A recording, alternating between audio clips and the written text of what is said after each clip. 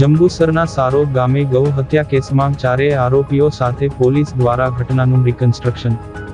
જંબુસર તાલુકાના સારોદ ગામે બનેલી ગૌ હત્યા અને ગૌ માંસની ઘટનામાં વેડજ પોલીસે તપાસનો ધમધમાટ તેજા કરી આરોપીઓ સલીમ અલ્લી ફીચા, સલમાન ફીચા, સાકિબ ફીચા અને રફીક બોકડને ઘટનાસ્થળે લઈ જઈ પુનઃનિર્માણ કરાવ્યું હતું।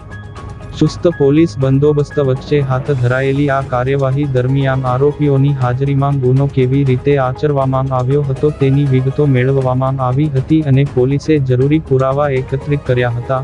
આ સમગ્ર મામલે વેડજ પોલીસ દ્વારા કાયદેસરની આગળની કાર્યવાહી સઘનપણે ચાલુ છે।